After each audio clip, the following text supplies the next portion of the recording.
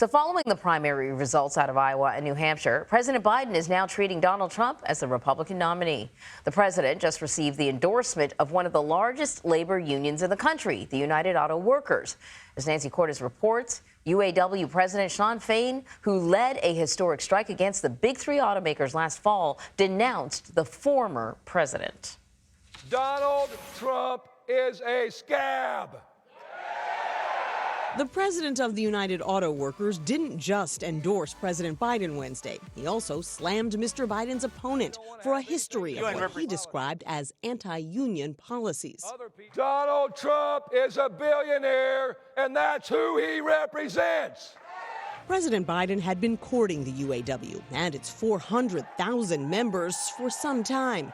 Last year, he joined striking workers on the picket line, the first sitting president to do so. Unions built the middle class. The endorsement could give Mr. Biden a boost in the swing state of Michigan, the heart of the U.S. auto industry. Nationwide, 20% of voters in 2020 said someone in their household belonged to a labor union.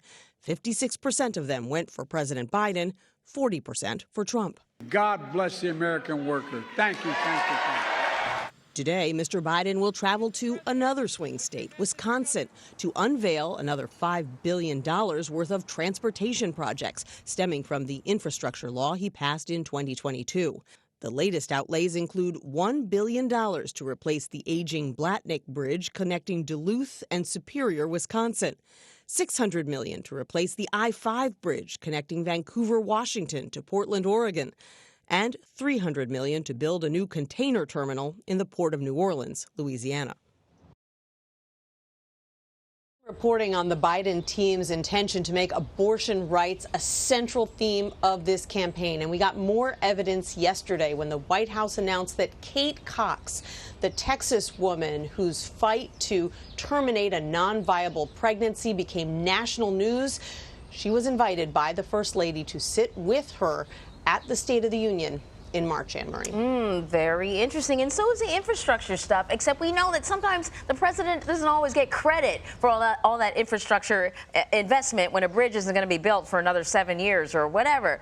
But let us talk about the results of the last two primaries in New Hampshire and Iowa. Increasingly, it looks like Donald Trump is going to be the nominee, and the president is sort of getting himself ready for a rematch. But the American people don't want to see that. There's a poll after poll after poll indicates that a rematch between Joe Biden and Donald Trump is the last thing Americans want. So my question to you is there a concern within the White House, within the Biden campaign, about a general lack of enthusiasm, especially among those crucial undecided voters? So I think the next couple of weeks, Anne-Marie, are going to be a test, because what they have been arguing to us for the past several months, when we see polls like that showing that Americans aren't excited about a rematch between Biden and Trump, they continuously say, you know, our voters are going to get more excited. It's just that they're not checked in yet. There isn't truly a Democratic primary. Joe Biden is going to be the nominee, so they're not really paying attention. They haven't really focused on the fact that Donald Trump, who they, came out in droves to defeat in 2020, is going to be the nominee again this time around. And as soon as our voters are dialed in, they are going to get more enthusiastic. So now we'll see. Certainly the campaign is trying to get them enthusiastic by holding big campaign rallies about an issue they really care about, abortion rights, by traveling to swing states like Wisconsin today to sort of wave the flag and say, hey, look at all this infrastructure spending that you wanted that we are now doing.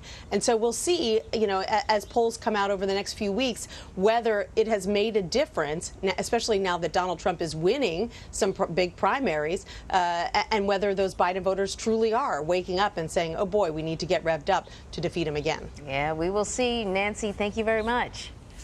You're welcome.